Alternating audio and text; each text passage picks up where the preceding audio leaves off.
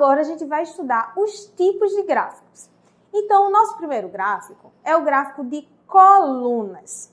Observe aí na tua telinha que ele possui o quê? Colunas. Essas colunas, elas vão identificar para a gente um número na sua base e um número na sua altura.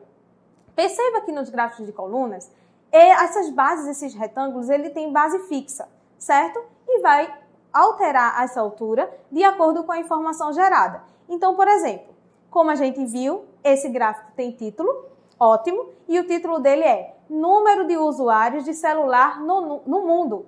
Então, em 2008, a gente viu que o número de usuários era de 2,3 bilhões de usuários. Nossa, Milena, como é que você sabe que esse número está em bilhões? Observa que nesse eixo vertical tem a informação do que a gente precisa. É o número de usuários em milhões. Então, eu não estou dizendo que são 2,3 pessoas. Não, aquela quantidade está em bilhão. Então, você também tem que ficar atento sobre essa informação que vai estar contida no teu gráfico. Em 2010, por exemplo, a gente tem que 2,7 bilhões de pessoas estavam usando celulares. Agora, em 2014, você percebe que de 2008 até 2014, esse número só faz crescer. Então, todas essas informações que a gente está interpretando no gráfico é observando realmente os números e comparando-os. Observa também que nesse gráfico tem a fonte. E esses dados foram obtidos, por exemplo, no site da Folha.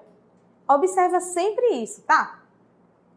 O próximo gráfico é o gráfico de barras. O gráfico de barras é muito semelhante ao gráfico de colunas.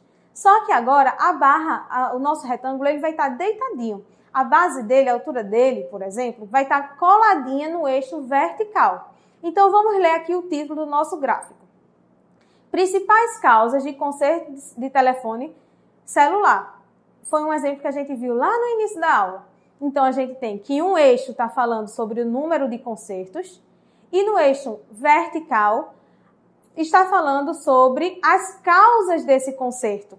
Então, nesse eixo vertical, a gente vê que tem problemas na bateria, entrada de água, falha na sensibilidade da tela, problema no sistema operacional e tela quebrada. Então, olhando só para esse gráfico, a gente consegue interpretar que tela quebrada é o maior motivo de conserto de celular e o menor é problema de bateria. Ok? Então, todo esse gráfico tem todos os elementos que a gente precisa. Título, fonte e os números para a gente comparar e as variáveis que a gente está trabalhando. Agora que você já sabe o que é variável quantitativa e qualitativa, você consegue identificar nesse gráfico? Aqui, a gente está trabalhando sobre os problemas do celular. Então, essa variável, ela é o quê? Qualitativa. Agora, o nosso próximo gráfico é o gráfico de múltiplas entradas. Olha que interessante. Esse gráfico, por exemplo, é um gráfico que a cada informação, ele já te dá mais outra informação. Então, por exemplo, aqui ele apresenta a nossa legenda, que eu disse para vocês que iriam aparecer geralmente em gráficos de múltiplas entradas. E a gente tem o quê? Uma coluna verde clara e uma coluna verde escura. Ou seja, ele está dando duas informações para cada entrada desse gráfico. Então, vamos ver qual é o título. Distribuição do percentual de estudantes no ensino superior. Aí ele separou em instituições públicas e instituições privadas. Nas instituições públicas, a gente tem uma entrada de 20% mais pobres. E nas instituições privadas, a gente tem 20% mais pobres e 20% mais ricos. Nas duas. Agora, a diferença é o seguinte, ó.